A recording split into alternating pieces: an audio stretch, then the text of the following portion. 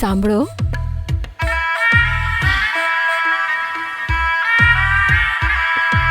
ખબર છે દુનિયાના સૌથી કઠોર માણસ છો તમે.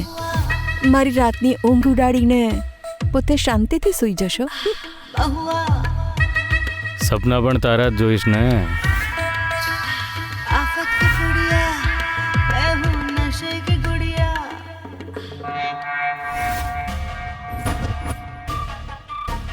હાય, કેટલા સરસ લાગતા હતા આ બંને એક સાથે.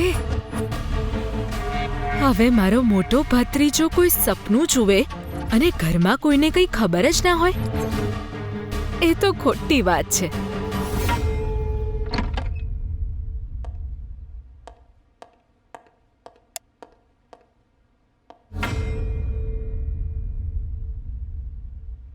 વિરેન્દ્ર,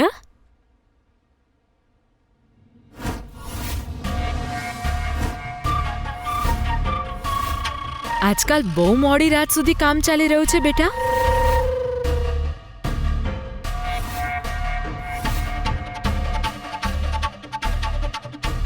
ક્યાં હતો? સર્વે પર ગયો હતો ફોઈ.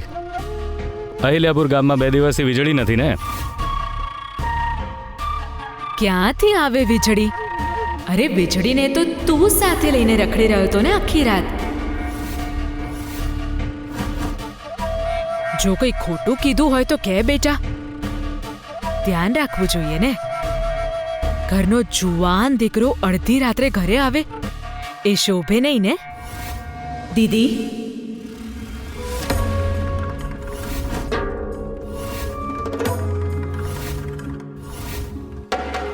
મારા દીકરાને આવો સવાલ તો આજ સુધી મેં પણ નથી કર્યો.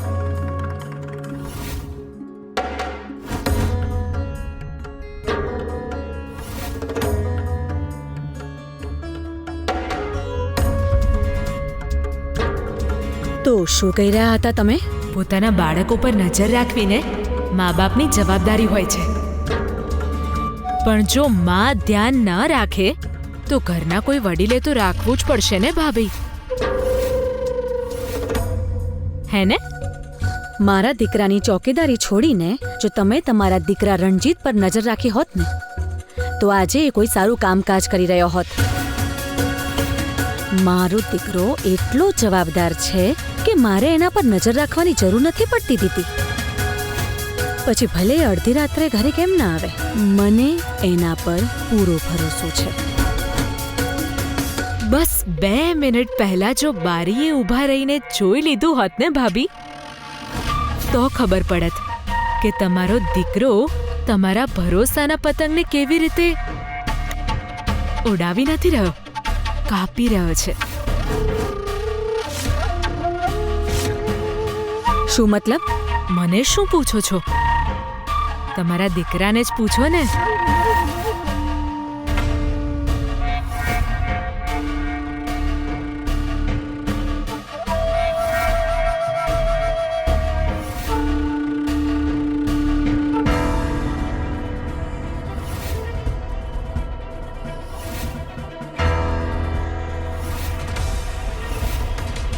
એ તો શું છે ને દીદી કે પૂછપરછનો મને કોઈ ખાસ શોખ નથી.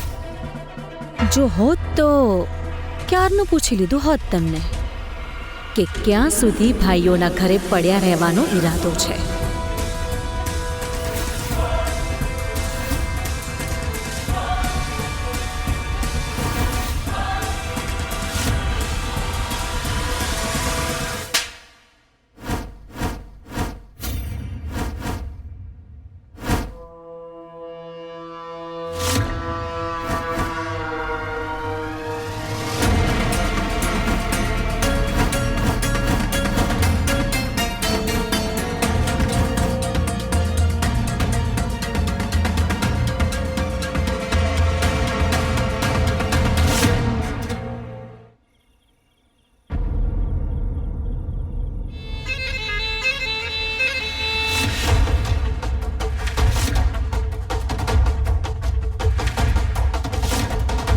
તારી રાહ જોવામાં જો ને આ ઠંડીમાં થીજીને હું ફૂલમાંથી ભારી કાળી બની ગઈ છું.